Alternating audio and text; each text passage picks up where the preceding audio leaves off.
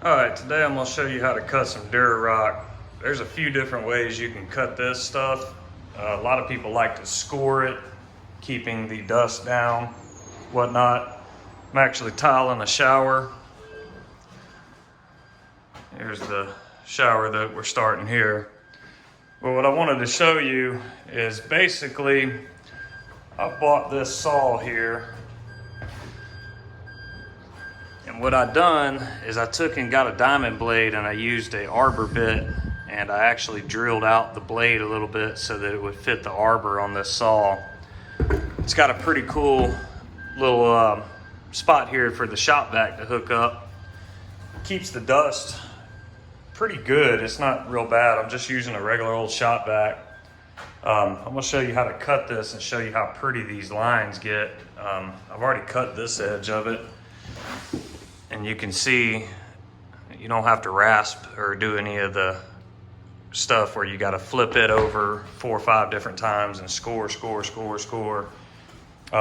Definitely eye protection, which I've got.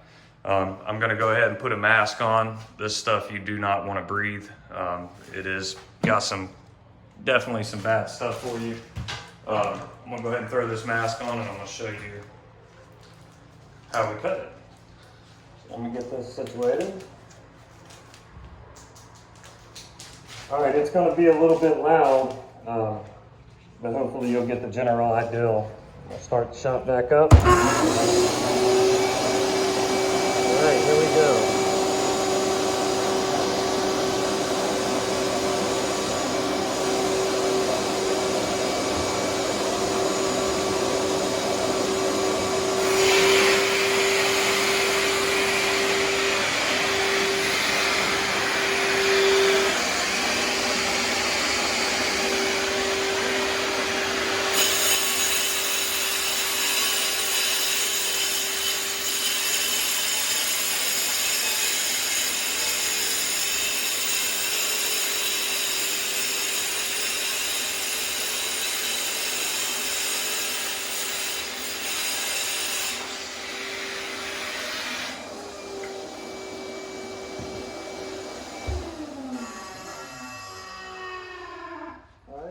Suit here.